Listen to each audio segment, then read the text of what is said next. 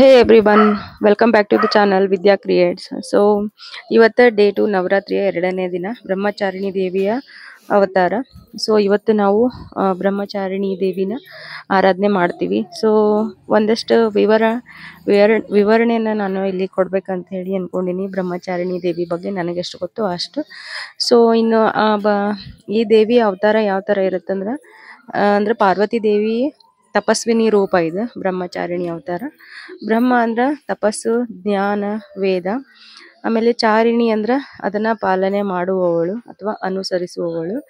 So ಅಂದ್ರ ತಪಸ್ಸು ಮಾಡುವವಳು, ಜ್ಞಾನಮಯಿ ಎಂದರ್ಥ. ಆ್ಯಂಡ್ ಇವರು ತಪಸ್ಸು ಮಾಡಿ ಶಿವನನ್ನು ವರಿಸಿದ ರೂಪದಲ್ಲಿ ಪೂಜಿಸಲ್ಪಡ್ತಾರಂತ ಹೇಳಿ ಪುರಾಣದೊಳಗೆ ಹೇಳ್ತಾರೆ. ಸೊ ಇನ್ನು ಇವ್ರದ್ದು ರೂಪ ಲಕ್ಷಣ ಹೇಳ್ಬೇಕಂದ್ರೆ ಇವ್ರು ಯಾವ ಥರ ಕಾಣಿಸ್ತಾರಂದ್ರೆ ಎರಡು ಕೈಗಳ ಅಂದ್ರೆ ಬಲಗೈ ಒಳಗ ಜಪಮಾಲೆ ಎದ್ರ ಸಂಕೇತ ಅಂದ್ರೆ ಜ್ಞಾನ ಮತ್ತು ತಪಸ್ಸಿನ ಸಂಕೇತ. ಇನ್ನು ಎಡಗೈ ಒಳಗ ಕಮಂಡಲ. ಸೊ ಕಮಂಡಲ ಅಂದ್ರೆ ಶುದ್ಧತೆ, ತ್ಯಾಗದ ಸಂಕೇತ ಅಂತಾನೆ ಹೇಳ್ಬೋದು. ಇನ್ನು ಬ್ರಹ್ಮಚಾರಿಣಿ ಸೌಮ್ಯ, ಶಾಂತ, ತೇಜೋಮಯಿ ವೇಷವಾಗಿ ಕಾಣಿಸ್ತಾಳ. ಹಳದಿ ಅಥವಾ ಬಿಳಿ ವಸ್ತ್ರ ಧರಿಸಿದ ರೂಪದೊಳಗ ಇವ್ರನ್ನ ಫೋಟೋದೊಳಗೆಲ್ಲ ಆ ಥರ ಕಾಣಿಸುತ್ತೆ. ಅಂದ್ರೆ ಹಳದಿ ಬಣ್ಣ ಅಥವಾ ಬಿಳಿ ಬಣ್ಣದಿಂದ ಅವ್ರನ್ನ ಅಲಂಕಾರ ಮಾಡ್ಯಾರ ಅನ್ನೋರ್ ಗತೆ ನಮ್ಗೆ ಕಾಣಿಸುತ್ತೆ. ಬಟ್ ಇವತ್ತು ನಾವು ರೆಡ್ ಕಲರ್ ಸ್ಯಾರಿನ ಹಾಕೊಂಡಿವಿ. ಸೊ ರೆಡ್ ಕಲರ್ ಬಂದೈತಿ. ಹಾಗಾಗಿ ಇನ್ನು ಆರಾಧನೆ ವಿವರ ಹೇಳ್ಬೇಕು ಅಂದ್ರೆ ಬೆಳಗ್ಗೆ ಜಲ್ದಿನ ಎದ್ದು ಅಂದ್ರೆ ಸೂರ್ಯೋದಯಕ್ಕಿಂತ ಮುಂಚೆ ಸ್ನಾನ ಮಾಡಿಕೊಂಡು ಮನಸ್ಸನ್ನ ಶುದ್ಧವಾಗಿ ಮಾಡ್ಕೋಬೇಕು. ಆಮೇಲೆ ನಿನ್ನೆ ಅಂತರ ಪೂಜಾ ಮಂಟಪದೊಳಗೆ ಅಂದ್ರೆ ದೇವ್ರ ಮನೆಯೊಳಗೆ ಘಟಸ್ಥಾಪನೆ ಮಾಡಿರ್ತಾರಲ್ಲ, ಆ ನಂತರ ದೇವಿಗೆ ಬೇಳೆ ಹೂವು, ಅಕ್ಕಿ, ಅರಿಶಿನ, ಕುಂಕುಮನ ಅರ್ಪಿಸ್ಬೇಕು. ಆ್ಯಂಡ್ ಬ್ರಹ್ಮಚಾರಿಣಿ ದೇವಿ ಫೋಟೋಕ್ಕೆ ಅಥವಾ ವಿಗ್ರಹಕ್ಕೆ ಹೂವು, ಗಂಧ, ದೀಪ, ಧೂಪ ಸಮರ್ಪಣೆಯನ್ನ ಮಾಡಬೇಕು. ಇನ್ನು ನೈವೇದ್ಯ ಇವತ್ತು ಬೆಲ್ಲ, ಸಕ್ರೆ, ಹಣ್ಣು, ಪಾಯಸ ಆ ಥರ ಕೊಡಬೇಕು. ಅದು ಅರ್ಪಿಸೋದು ಶ್ರೇಷ್ಠ ಅಂತೇಳಿ ಹೇಳ್ತಾರೆ. ಇನ್ನು ಬ್ರಹ್ಮಚಾರಿಣಿ ದೇವಿಗೆ ಹಳದಿ ಹೂವು ಅಂದ್ರೆ ಭಾಳ ಇಷ್ಟ. ಹಳದಿ ಬಣ್ಣದ ಹೂವು ಅಂದ್ರೆ ಭಾಳ ಇಷ್ಟ. ಹಾಗಾಗಿ ಹಳದಿ ಬಣ್ಣದ ಹೂವನ್ನು ನಾವು ಅರ್ಪಿಸ್ಬೋದು.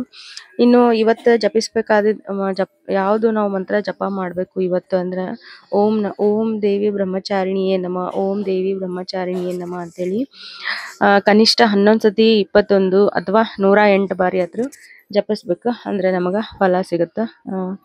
ಇನ್ನು ಬ್ರಹ್ಮಚಾರಿಣಿಯ ಮಹತ್ವದ ಬಗ್ಗೆ ಹೇಳಬೇಕು ಅಂದ್ರೆ ಬ್ರಹ್ಮಚಾರಿಣಿ ದೇವಿ ಸ್ವಾಧಿಷ್ಠಾನ ಚಕ್ರನ ನಿಯಂತ್ರಿಸ್ತಾರೆ. ಮತ್ತು ಇವರು ಆರಾಧನೆಯಿಂದ ಜ್ಞಾನ, ತಾಳ್ಮೆ, ತ್ಯಾಗ, ನಿಯಮ ಇವೆಲ್ಲ ನಮ್ಮ ಜೀವನದೊಳಗೆ ನಮಗೆ ಸಿಗ್ತಾವ. ಸೊ ಇನ್ನು ಕಷ್ಟ, ಅಡೆತಡೆಗಳೆಲ್ಲ ತೊಲಗಿ ಯಶಸ್ಸು ಮತ್ತು ಆಧ್ಯಾತ್ಮಿಕ ಶಕ್ತಿನ ದೊರಕುತ್ತೆ. ಇನ್ನು ವಿದ್ಯಾರ್ಥಿಗಳು, ಸ್ಟೂಡೆಂಟ್ಸ್ ಮತ್ತು ತಪಸ್ವಿಗಳು, ಧ್ಯಾನಿಗಳು ಈ ಬ್ರಹ್ಮಚಾರಿಣಿ ಕೃಪೆಯಿಂದ ಒಳ್ಳೆಯ ಏಕಾಗ್ರತೆ ಮತ್ತು ಬುದ್ಧಿಮತ್ತೆಯನ್ನು ಪಡೆಯುತ್ತಾರೆ. ಇನ್ನು ಏನೇನು ಫಲ ಸಿಗುತ್ತಪ್ಪ ಪೂಜೆ ಮಾಡೋದ್ರಿಂದ ಅಂದರೆ ತಾಳ್ಮೆ, ತ್ಯಾಗ, ಭಕ್ತಿ ಸಿಗುತ್ತೆ. ಇನ್ನು ಭಕ್ತರ ಮನಸ್ಸನ್ನು ಶಾಂತಗೊಳಿಸಿ ದೇವರತ್ತ ನಡೆಸುತ್ತೆ. ಆಧ್ಯಾತ್ಮಿಕ ಸಾಧನೆಗೆ ಇದೊಂದು ಫಸ್ಟ್ ಸ್ಟೆಪ್ ಅಂತಲೇ ಹೇಳ್ಬೋದು.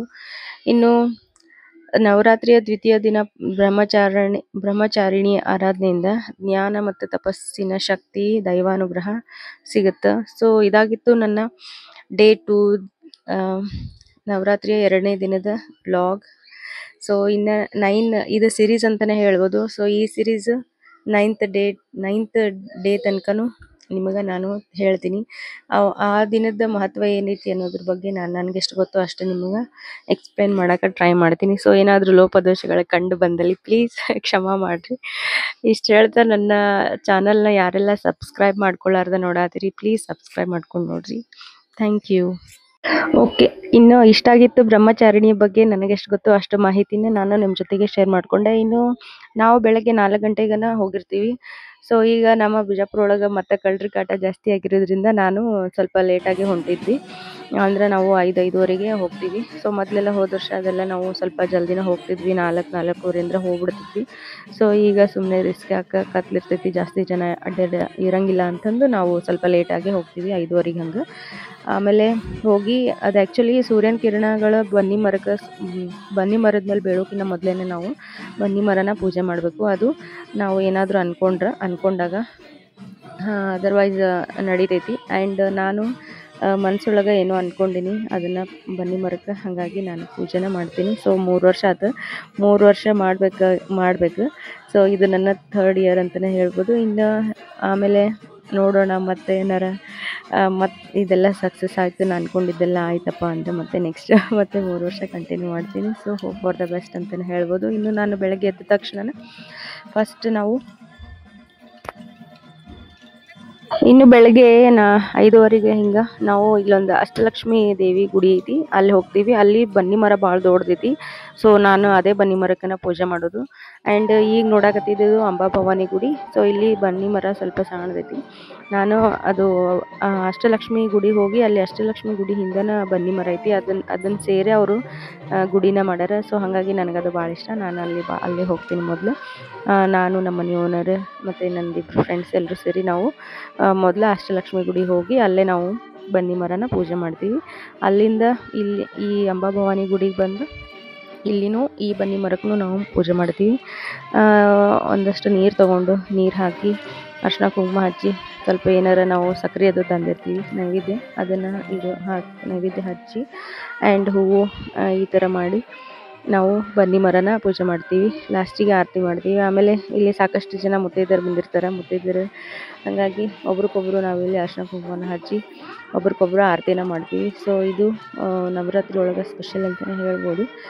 ಸೊ ನನ್ನ 3 ವರ್ಷದ ನವರಾತ್ರಿ ಸೀರೀಸನ್ನು ನನ್ನ ಯೂಟ್ಯೂಬ್ ಚಾನಲ್ ಒಳಗೆ ನಾನು ಹಾಕಿನಿ. ನಾನು ಫಸ್ಟ್ ಚಾನಲ್ ಸ್ಟಾರ್ಟ್ ಮಾಡಿದಾಗ ನವರಾತ್ರಿ ಇತ್ತು. ಆವಾಗಿಂದ ಹಿಡ್ಕೊಂಡು ನಾನು ಇದು ನನ್ನ 3rd ಇಯರ್ದು ಅಂತಲೇ ಹೇಳ್ತೀನಿ. ಆ್ಯಂಡ್ ಯಾರಿಗೆಲ್ಲ ನನ್ನ ವಿಡಿಯೋಸ್ ಇಷ್ಟ ಆಗುತ್ತೋ ಪ್ಲೀಸ್ ಲೈಕ್ ಮತ್ತು ಕಮೆಂಟ್ ಮಾಡೋದು ಮರಿಬೇಡ್ರಿ. ಆ್ಯಂಡ್ ನಿಮಗೆ ನಾನು ಬ್ರಹ್ಮಚಾರಿಣಿ ಬಗ್ಗೆ ಹೇಳಿರೋದು ಇಷ್ಟ ಆಯ್ತಂದ್ರೆ ನನಗೆ ಕಮೆಂಟ್ ಮಾಡಿ ಹೇಳ್ರಿ. ಆ್ಯಂಡ್ ಏನಾದರೂ ಪಾಯಿಂಟ್ಸ್ ಮಿಸ್ ಮಾಡಿದ್ರೆ ಅದನ್ನು ಹೇಳ್ರಿ, ನಾನು ತಿದ್ಕೊತೀನಿ. ಆ್ಯಂಡ್ ಮಿಸ್ಟೇಕ್ಸ್ ಎಲ್ಲರೂ ಮಾಡ್ತಾರೆ. ಸೊ ನಾ ಏನಾರು ಮಿಸ್ಟೇಕ್ ಮಾಡಿದ್ರೆ ಆಮೇಲೆ ಮಾತಾಡೋದ್ರೊಳಗೆ ಏನಾರು ಹೆಚ್ಚು ಕಡಿಮೆ ಆಗಿತ್ತು ಅಂದರೆ ಪ್ಲೀಸ್ ನನಗೆ ಫಾರ್ಗಿವ್ ಮಾಡಿರಿ ಅಂತಲೇ ಹೇಳ್ತೀನಿ. ಸೊ ಲೆಟ್ಸ್ ಹೋಪ್ ಅಂತಲೇ ಹೇಳಿ ನೆಕ್ಸ್ಟ್ ಇನ್ನು ನನ್ನ 3ನೇ ದಿನದ ಬ್ಲಾಗ್ ಅಪ್ಲೋಡ್ ಮಾಡಿರ್ತೀನಿ. ಸೊ ನನ್ನ ಇನ್ಸ್ಟಾಗ್ರಾಮ್ ಒಳಗೆ ನಾನೊಂದು ಕೋಟ್ಸನ್ನು ಹಾಕಾಕತ್ತೀನಿ. ಯಾರಿಗೆಲ್ಲ ಅದು ಕೋಟ್ಸ್ ಇಷ್ಟ ಆಗ್ತಾವೆ ಸೊ ಒಳ್ಳೊಳ್ಳೆ ಕೋಟ್ಸನ್ನು ಹಾಕಾಕತ್ತೀನಿ ಕನ್ನಡ ಒಳಗೆ. ಆ್ಯಂಡ್ ನಿಮಗೇನಾರ ಕೋಟ್ಸ್ ಇಷ್ಟ ಆಗ್ತಾವೇನೋ ಅಂಥೇಳಿ ನೋಡಿರಿ. ನನ್ನ ಇನ್ಸ್ಟಾಗ್ರಾಮ್ ID ವಿದ್ಯಾರಾಣಿ ಸಂಜು ಮಂಟೂರ್ ಅಂತ ಹೇಳಿ. ಸೊ ನಿಮಗೇನಾರ ನಿಮ್ಮ ಕೋಟ್ಸ್ ಬೇಕಾಗಿತ್ತಪ್ಪ ಅಂದ್ರೆ ಒಳ್ಳೊಳ್ಳೆ ಕೋಟ್ಸ್ ಅದಾವೆ, ಕನ್ನಡ ಕೋಟ್ಸ್. ಸೊ ಇಂಟ್ರೆಸ್ಟ್ ಇದ್ರೆ ಹೋಗಿ ಇನ್ಸ್ಟಾಗ್ರಾಮನ್ನು ಚೆಕ್ ಮಾಡಿರಿ.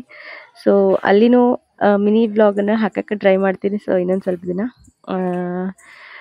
ಆಮೇಲೆ ಹಾಕ್ತೀನಿ. ಸೊ ಇಷ್ಟಾಗಿತ್ತು ನನ್ನ ಡೇ 2ದು.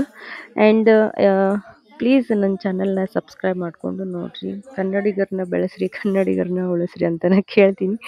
ಸೊ ಏನಾದರೂ ಓವರಾಗಿ ಮಾತಾಡಿದರೆ ಸಾರಿ. ಸೊ ಓಕೆ, ಹ್ಯಾಪಿ ನವರಾತ್ರಿ ಅಂತಾರೆ.